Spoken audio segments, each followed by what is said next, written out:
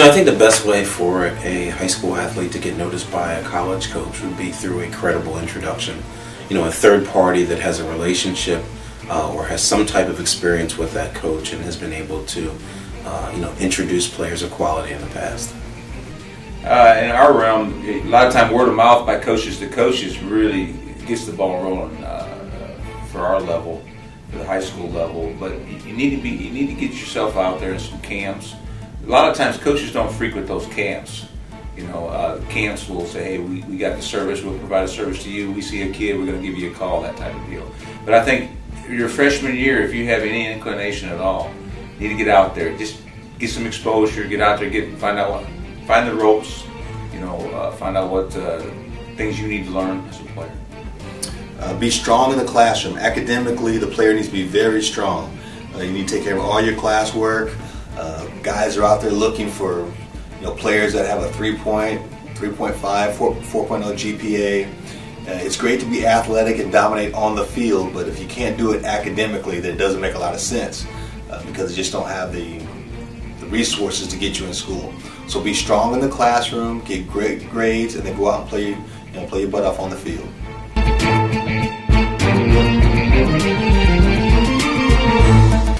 I think that's probably the most pivotal role. The high school coach means everything in terms of the player's credibility, in terms of being able to ascertain what level that player should be, participating at. The high school coach is probably the most important piece of a high school player's recruiting.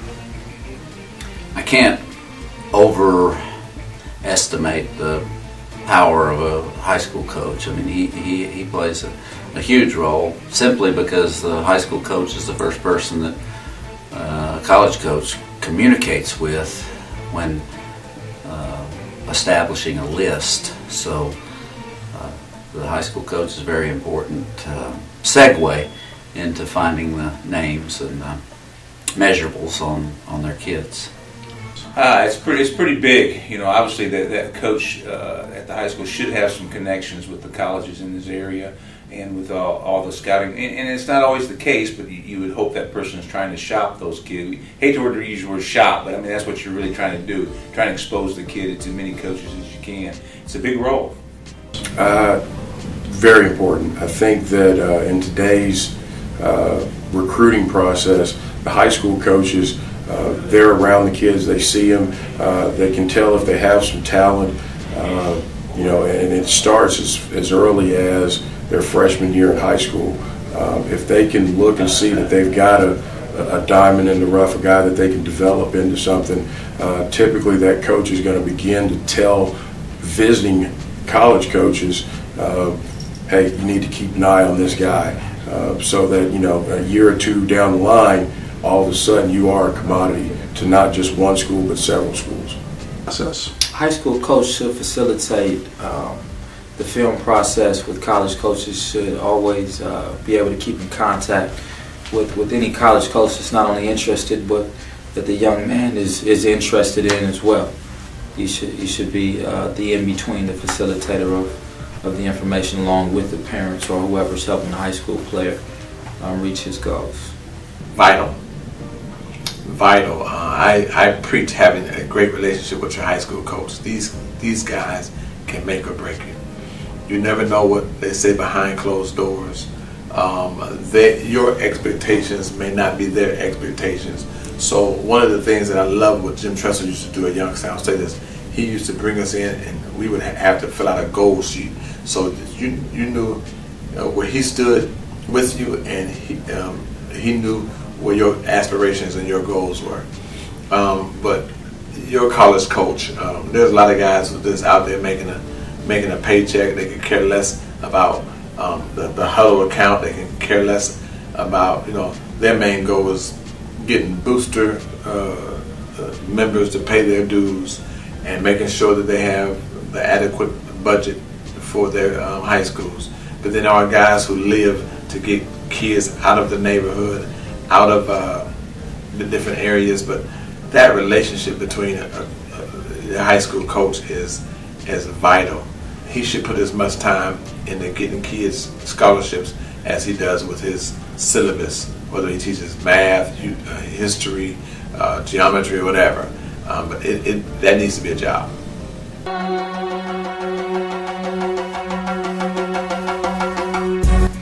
I think they want to see what you do best. Obviously, your ability to make plays and to make big plays and to be able to stand out from the thousands and thousands of other athletes that submit tape. But a highlight film is just the introduction. So it's got to have great sizzle, and it's got to be something that really engages a coach and makes them want to know who you are. Again, making plays, a motor that runs full speed all the time. Production, you look for production and again, energy, effort, enthusiasm. Reality. Highlight films are fine. When you're looking at a highlight film, you really are trying to say, well, what's his basic athleticism? What's his height? Because it depends what division he's playing in. It could be anywhere from 1 to 7.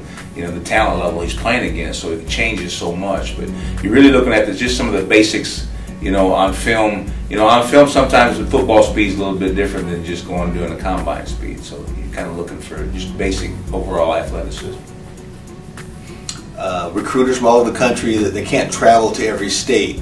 So when they get a chance to look at your film, they're looking for some short tidbits of you doing what you do. So if you're a quarterback, they want to see some good breakdown of 3-step, 5-step, 7-step drop, maybe some footwork drills, but they want to see short pieces. Attention span for most recruiters, most scouts is about 6 to 8 minutes. So if you got a 15-minute highlight tape, they're not going to see all 15 minutes. So put your best work at the beginning of it.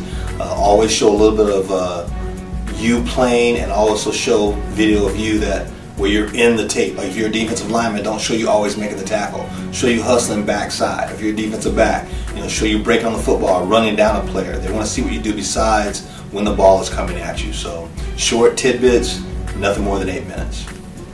So I would say the quickness and the strength, and there's 100 other things. What I did as a scout, I ended up doing that at the end of my career. I was more into the intangibles. How hard did he work? How hard did he try? What was his intelligence ratio? Was he a smart guy? He could figure it out. If he wasn't, he couldn't. What is his durability issue? Has he never been hurt, or is he always hurt? Those type of things before you get into what kind of player he is, because I learned over the years that the person will kill a player. If you're a bad guy, you won't succeed no matter how much talent you have. If you're a worker, you'll get better every day in practice and every game that you play. But for the guy that's trying to get a scholarship or some kind of aid or just play football, you've got to publicize yourself. You've got to play good football, number one, as I said before. But number two, you've got to get the videos out to a lot of schools to see who's interested and who's not. Like I said, performing against different types of talent. What are you going to do against talent that is below your caliber? What are you going to do with talent that's equal to your caliber? And what are you going to do with talent that's above your caliber? How do you perform under pressure? Do you hustle every play? Those are the questions that they're looking for. And so, however you can, approach a game, whether you dominate it, they're looking for attitude. All that type of stuff. So you want to be able to see that the player has some explosiveness. He has an ability to play the game of football. He's physically tough, quick change of direction, speed, all the little intangible things that would want to make him want to look, investigate a little bit further into seeing if that player fits their scheme, their mode of what they're looking for. The reality is that they want to see both. I think the highlight video is the sizzle, and the full game video is the steak. The highlight film serves as a meaning or serves as the impetus to watching the game film. Most colleges want to see you a full game video, but I would tell people all the time to throw them that high school video. They're always going to ask you for the full game video. So if I was, my son, I would say, let's send them a highlight film, a 10-minute highlight film of your best. You know what I'm saying? Because they're intrigued, they're going to ask you for a full game. But the most important thing is get them intrigued by the special plays, whether it's a block punt, whether it's a heck of a catch, whether it's a great run. They're going to request anyway that, and if they're intrigued, they're going to request you to come to a one-day camp. So I wouldn't, strategically, I would send a great highlight film, and then they're going to ask you for your full film. If they like the highlight and they don't ask you, then you're cooking with gas. So I think they want to see both. The highlight video, I've been on staffs where highlight videos were important because that was what we used to determine if a guy could play. Because in today's football, you don't have a chance to sit down and watch a complete game sometimes on a guy. But at the end of the day, you're going to see a game just to make sure that what you saw on the highlight tape just wasn't a fluke. So I think both are very important.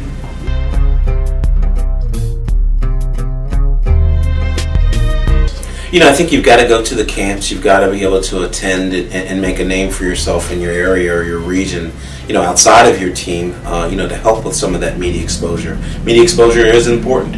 And some college coaches do recruit by it. And so your ability to get out, to get to camps, to get to combines, to be able to make a name for yourself independently and regionally against some of the better competition, not just the guys you play against at your school, is the best way to do that. A lot of that, as you well know, is hype in some instances. But the younger that you can get the kid exposed, usually from year to year, it usually builds upon itself. Like that fishing thing, you go catch a catfish and it was 8 pounds 10 years ago. Now it's 50 pounds when you cut it. So it's a momentum thing. You try to get the momentum started early, and then by that time you might be, top 100. But it had a good statistics on the Super Bowl that on the Seattle Seahawks, how many quote unquote top 100 kids they had. Hardly anybody on their whole team was 5-star. So it's but it's good if you wanted to get to that point where just to get recruited, you got to start young. For me, it's you got to play great on the field, but academically, it's going to make a decision. If you got great grades and you're playing good football, you'll be noticed because guys are out there looking for those type players. If you're not doing anything in the classroom, then it doesn't matter how great you're playing, doesn't matter what you're ranked on, because you're not going to get a scholarship. But you got to be doing your thing on the field. You obviously got to be playing great, making plays, being a leader. But again, you got to take care of the classroom. That's the most important thing. And then you'll get rated eventually on those websites. That's one of the questions that everyone's asking. I would send film to scout.com, but I really don't know if Nick Saban has to go to scout.com or Urban Meyer or those big schools have to go. They have $1 billion budgets. $1 million budgets. Their coaches scan the globe with that budget. I just send film into the recruiting coordinator. People are hired just to watch film. He needs to pick the schools that he's interested in and go to their football camps in the summer, or go to offense, defense football camp in the summer and get coached by college coaches who have the capability to recruit them. But key is to go to the school that you're interested in, do their football camp, get coached by their coaches during the summer so they can actually see you and get an understanding of what they think you're capable of doing.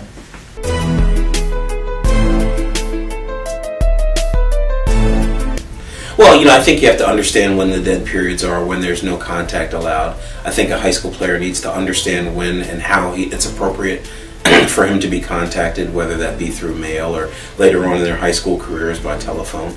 I think that they have to be aware of the recruiting cycle, and understand that their freshman and sophomore years are really key now, whereas a long time ago they weren't. And your junior year and your senior year is about, being able to make a good and strong decision about where you want to play football. Need to know the National Signing Day, the first Wednesday in February, when they can take official visits. we can have 3 official visits, and typically do that in the months of December and January. And then understand the evaluation period is when they're in spring practice, typically in May, is an evaluation period, and then during the season, the coaches get out on Friday nights and watch the game. So I think the basics of it is the evaluation period in the fall, the official visits period, which happens during the winter, National Signing Day, first Wednesday in February, and then the junior recruiting or looking at the underclassmen occurs again in the spring of the year, in late April and early May. Very big, very big. You don't want to get yourself in trouble, especially with NCAA coming down so hard on everybody. But you need to know when you can talk to those coaches, when they can talk to you, when you can go visit. When is a good time where they can come see me. I think the camps, knowing what camps you can go to where coaches actually are there, or a scout or somebody's there, is really, really big. You need to know those dates. There's a lot to know about the recruiting calendar. There's times when the coaches can reach out to you. There's times when they cannot talk to you. There's times when they can't call you. There's times when they can't email you. There's certain times of the year. So that's one of those things you got to go into the NCAA.org. You can go through the calendar there. But there's a lot of things with as far as official visits, non-official visits. Realizing that Division III is none of that is academic scholarships. It's all athletic or academic scholarships. There's a lot of different things that the NCAA is made of that you need to go on their website and look at. What you need to know, most importantly, man, is dead periods. And you need to understand that during the spring, it's always tough to get in contact with college coaches. So if you keep those 2 things in mind, you have a good opportunity to actually talk to a college coach and actually, be able to be recruited. You cannot wait until your senior year or the summer of your junior year to try to get yourself recruited. This process needs to start as early as your freshman year and kind of continue on. If you wait until the summer of your senior year and decide that I'm going to look to get myself recruited, a lot of times it's too late in today's recruiting arena. Schools now, the Division I schools and 1AA schools, are looking a year ahead. So basically, you really want to try to get yourself noticed by the time you're a sophomore. Well, I think the first thing that you need to know about the official and unofficial visits are that you should take as many unofficial visits as you can. There's no limit to it. It's a great introduction and a great way to build a relationship with a staff or a program. But I think more importantly, it allows that player and that family, to see an organization over and over and over again in a variety of time frames and circumstances to see how they really treat one another. And understand that that it's uncapped. You can have as many unofficial visits as you want. As far as the official visit process goes, I think you want the most bang for the buck. I think at that point you have to have identified what are the schools that I'm most interested in attending. Why do I like these programs outside of football, and along with the football programs, and be able to narrow those 5 visits to schools that you really feel like are where you might want to attend. You only get so many. Okay, so. It's hard on kids, to pick and choose in their families and which ones you're going to go to. So, official visits, if you're really serious about a school, that's pretty much the ones you want to take. Unofficial, like I said, it just depends. NCAA rules, are going to dictate some of those things.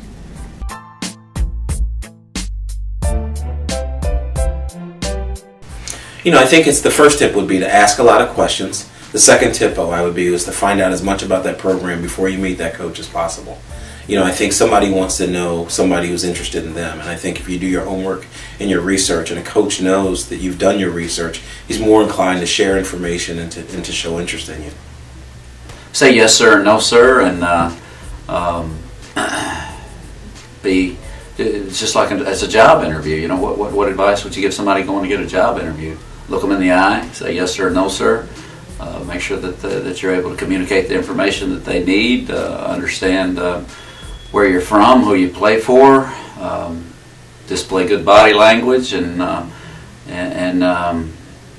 it's like anything else. They have to know you to recruit you, so they need to like you to recruit you. Typically, you're going to recruit people that you ideally want to help people that you like. So, and developing a relationship, I always like to get that coach liking you. And I think the best way to do that is just to be a person that can meet people well and communicate well and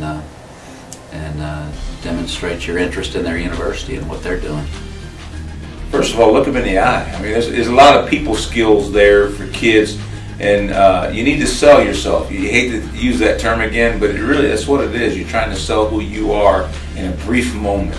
I think honesty, sincerity, short comments mean a whole lot. As football coaches, sometimes we can rattle on for a long time, but even make sure that you're being as honest as you can with that person, and sincerity will come through. It's very important that you speak directly to the coach, you treat him with respect, you dress and look professional. You always have your academic stuff with you, SAT, ACT. You always have a highlight tape. You make sure you're taking care of the little things, and you want to make sure you let the coach know that you're very interested in their school. You're all about getting your academics together, making that sports being second. You want to call yourself an academic athlete and prove to the coach that you're willing to study in the classroom so they don't waste the scholarship. But be professional, talk to them with respect, and dress and act like a professional. I think you have to be polite. I think in your own way you have to show the coach that you're hungry, that you want to play, that you do anything to play. Be honest. Know your strengths, know your weaknesses, know your goals, and understand who you are and where you'd like to be, and everything else will take care of itself. To me, the more exposure you get, the better off you are, because there are some guys out there that can play that sometimes don't end up on those lists. Say, look them in the eye, be honest, be frank, be able to discuss several different topics, not just football, be able to hold a conversation. A lot of times coaches are really doing an interview. When they're talking to you, they're interviewing you, and you need to understand that at the end of the day, they're sizing you up to determine whether or not you fit their program or you can function on their campus.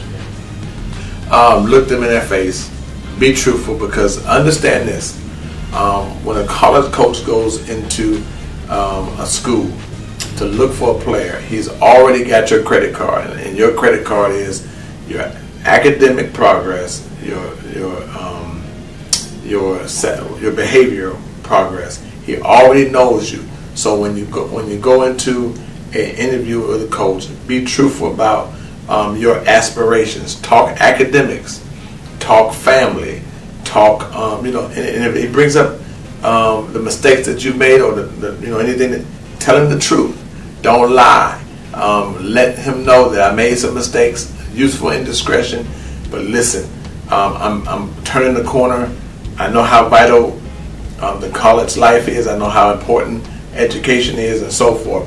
But the interview, just tell the truth and look him in your eyes and just talk with an aspiring language. Just, I aspire to go to college. I aspire to get my degree. I aspire to, one day feed my family. Just let them know that you have all the thoughts that are necessary to become a college athlete. Yeah, the one thing I think is critical for any player in the recruiting process, and that's this. Tomorrow's not promised in terms of a coach or a staff. If you choose a college that you want to attend for more than just the football. Understand that it's a place that you'll want to play, irrespective of whether you get the position that you wanted or you start as a freshman or all those things that a lot of young guys think of. I think first and foremost the player has to look at it and say, can I succeed here academically? And if I can succeed here academically and I really like the environment and it's for me, then the football becomes a bonus. Too many players I think nowadays are transferring out as soon as the situation's not exactly what they want from a sport perspective, and I would just challenge them and engage them to look beyond the football first and make sure that it's an environment that they can learn and educate themselves, and then make the football secondary. While critical and important, I think it's got to be a bonus.